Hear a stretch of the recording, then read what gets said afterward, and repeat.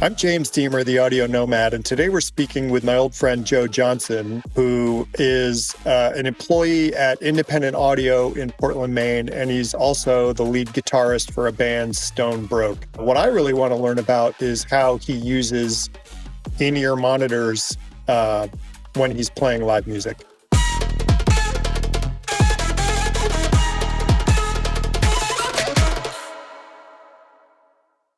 So, Joe, it's really nice to see you. Thanks for coming on the channel.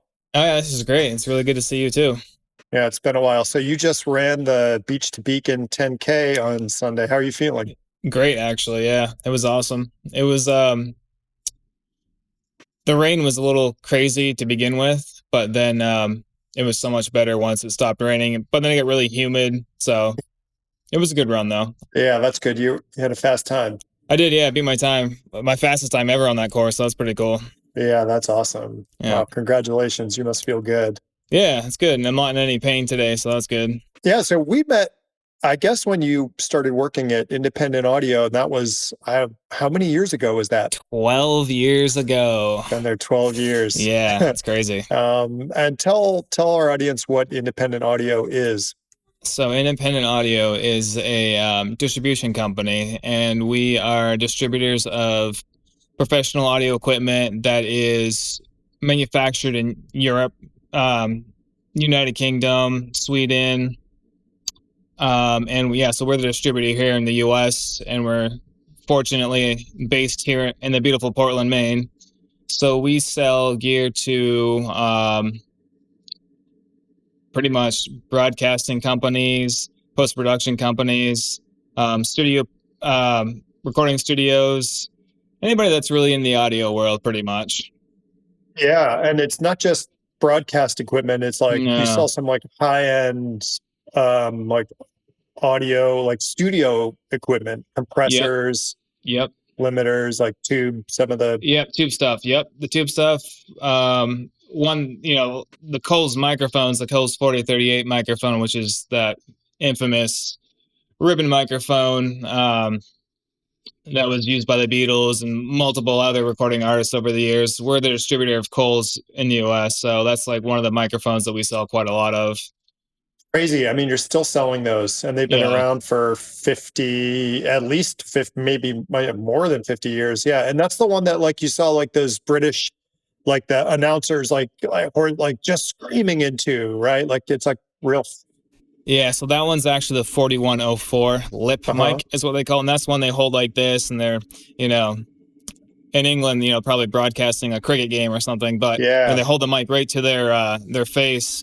And that's another really popular one. That's the broadcast mic more so than anything. Okay. But the 4038's that's that round one that you hold up to your face and stuff. Yeah. No doubt. Yeah, no doubt. That broadcast one, what does it get? The 40 what? The 4104. 4104. And that's like has extremely low sensitivity, right? That's the whole point is like. And when you hold it up close to you, so you're not really picking up too much around you. And it's actually got a little bar on the front of it that kind of goes, they call it the lip microphone is I guess the nickname for it. And you hold that little bar right up to your face and you can, talk right into it. Okay. And it actually sounds really good too. And they've been around, and that's another microphone that's been around for 50 years. At least. Yeah. Why do they call it the lip microphone? Because you literally hold it right to your face. You like touch your lips to it. Yep.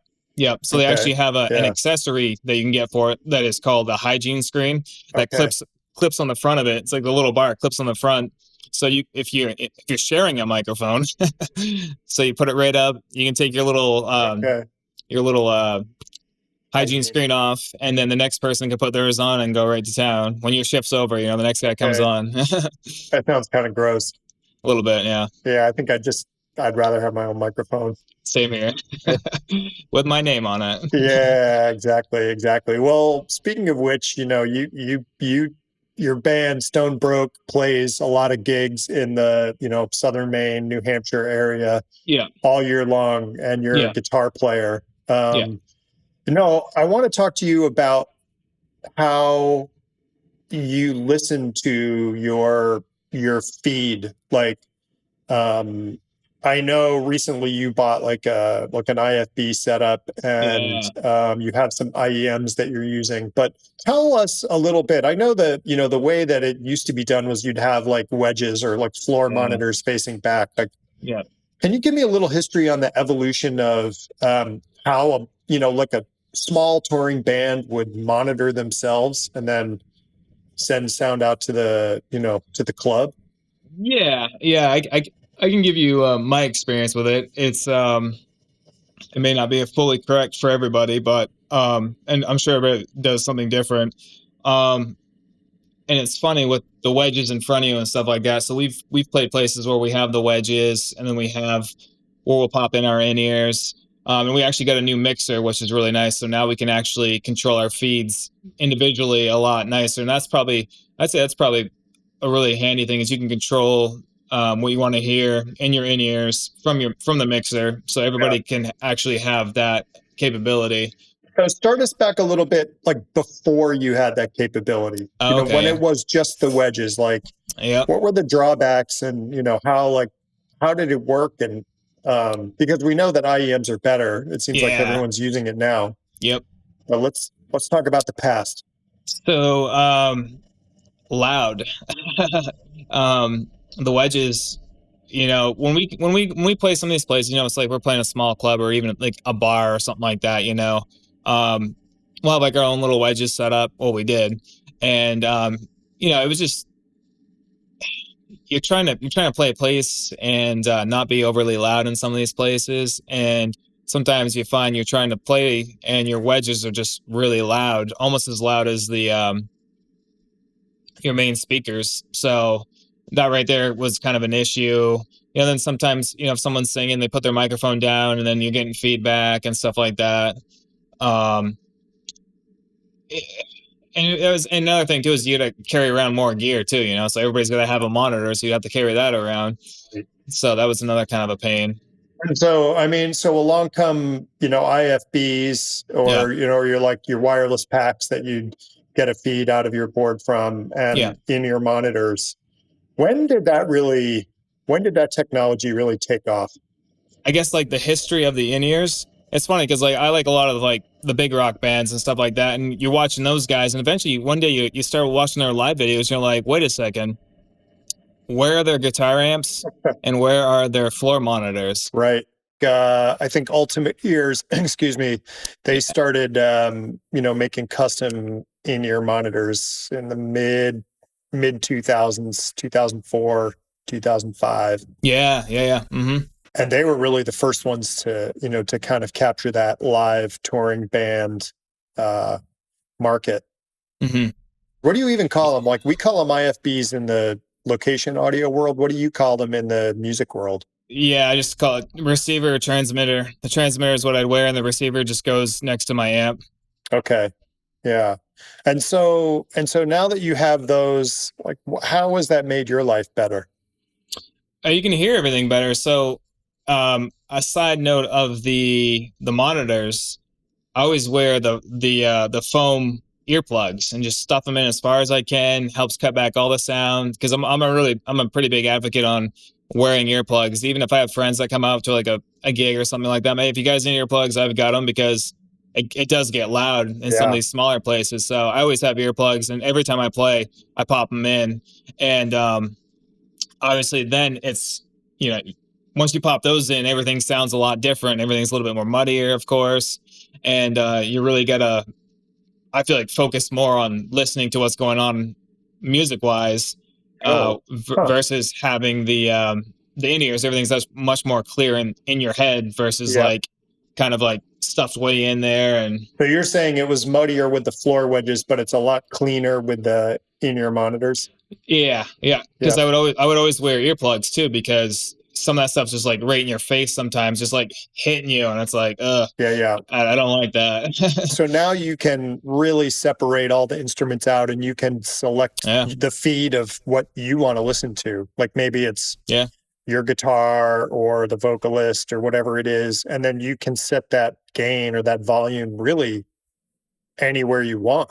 Oh yeah, definitely. And you can also you can send your effects, so you've got like full effects. So what's coming out of the mains, you get exactly that in your in-ears. Oh, wow. And if you want to get really, really, we haven't done this yet, and it's not too hard to do, but you can also set up like, and I've noticed it on like the big proper tours and stuff like that. They actually set up like crowd mics, usually on one like stage left, stage right. Oh, yeah. And you'll capture the crowd. So now you get a feed of ambience. So it's literally almost like you're playing without in-ears, and you're hearing everything, but it's all in there, and it's not ripping your ears off either. So you got a little bit of safety in there for any crazy loudness, I guess. So is the point of those crowd mics, is it like just to make it feel more natural for the musicians? Yeah, I think so anyway. From my experience, yeah. Huh. Yeah. Okay. If you're playing something, you're like, oh, it sounds really quiet out there, and you're like, oh no, but then you actually hear the people clapping or whatever, with those mics. Because I would imagine that wearing in-ear monitors while you're playing live on stage would change your experience. Like, do you feel like it separates you from the audience at all? It can, yeah. Yeah, definitely. Okay. Yeah. Is that always a bad thing? I don't, maybe not always a bad thing, but it's always kind of cool to hear what's going on around you. Yeah. Do you think it changes the way you play? I don't know, actually. As long as I can hear my amp really well and my guitar really well, yeah, then I guess that's kind of my my main thing. But it's always kind of nice to hear a clap or two, Yeah, no doubt. How well do they isolate the IEMs that you're using? I think you have some like Fearless. Fearless, the set that I gave you, I think. Yeah. That's exactly it. Yep. Are you still using those? Yeah, that's the ones I use. Yep. Oh, cool. Okay.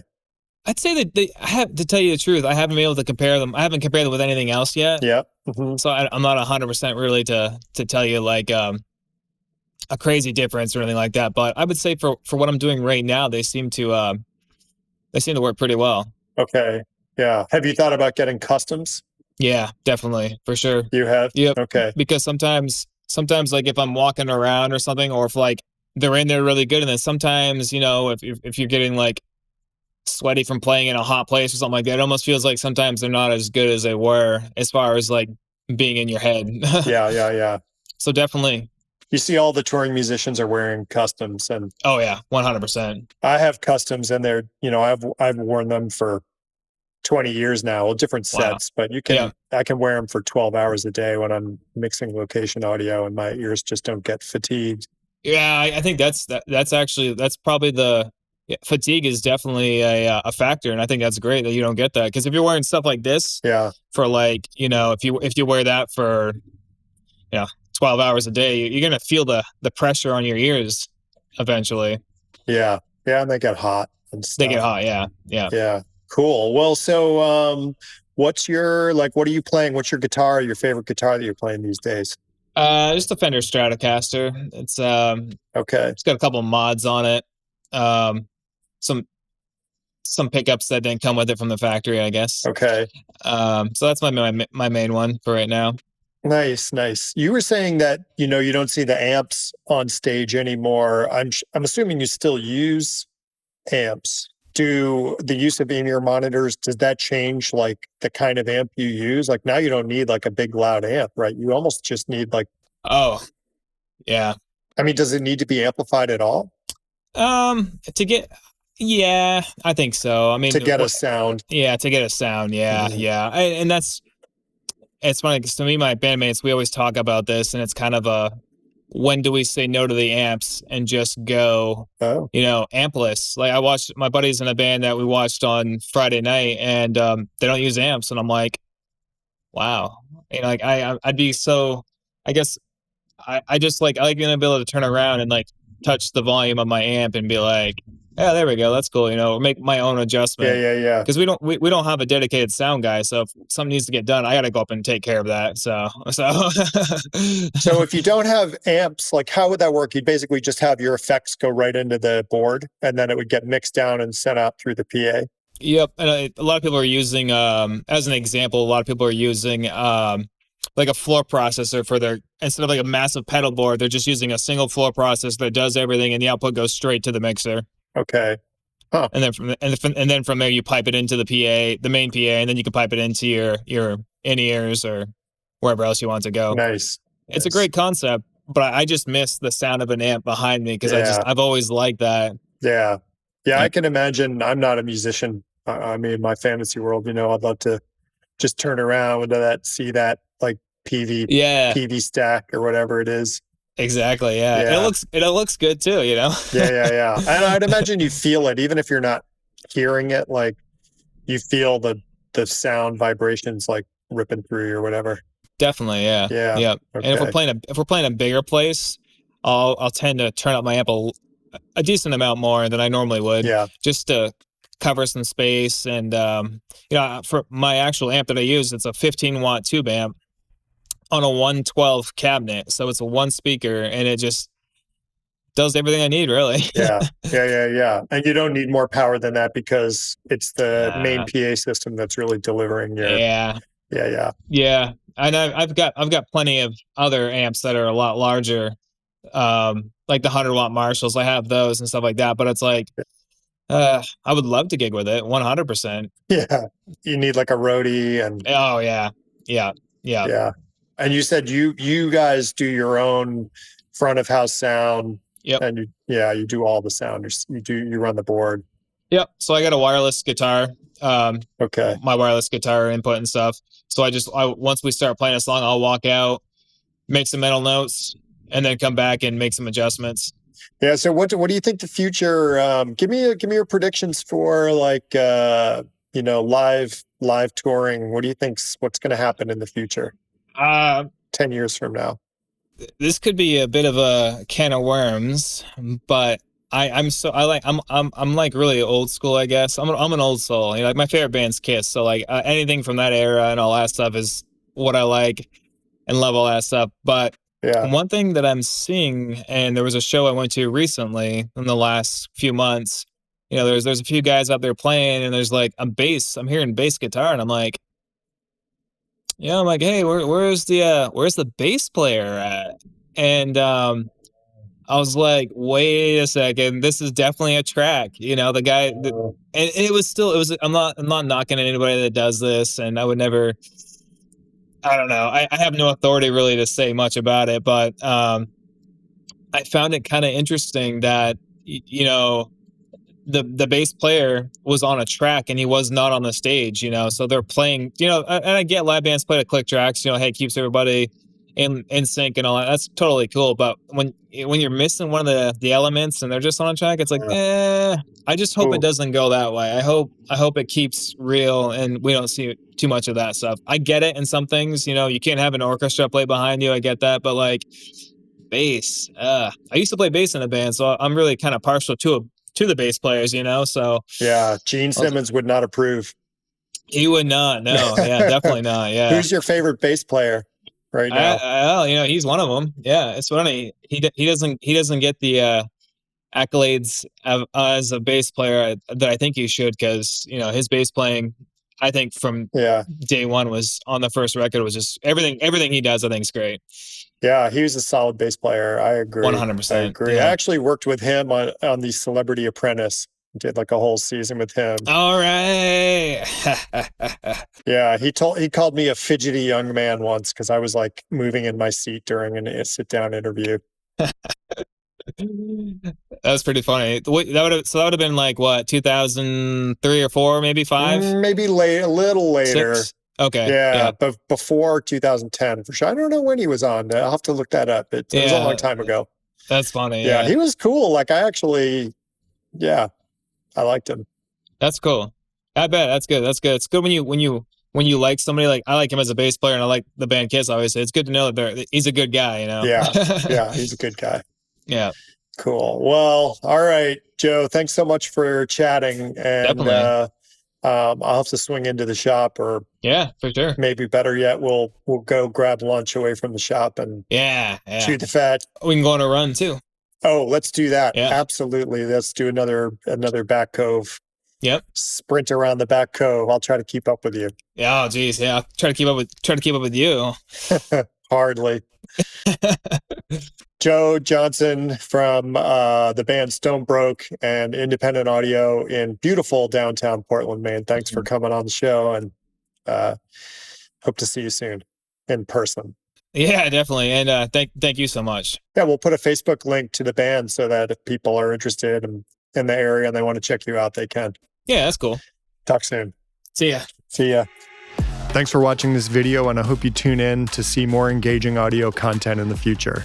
This video is brought to you by Linsol.com. I love them because they sell some of the most fun and innovative in-ear monitor products, headphones, DAC amps, cables, generally all kinds of cool stuff that I love listening to and using, and my guess is you probably will too. So check them out in the link below. If you like what you saw in this video, definitely like and subscribe, and feel free to comment. Okay, until next time, thanks for watching.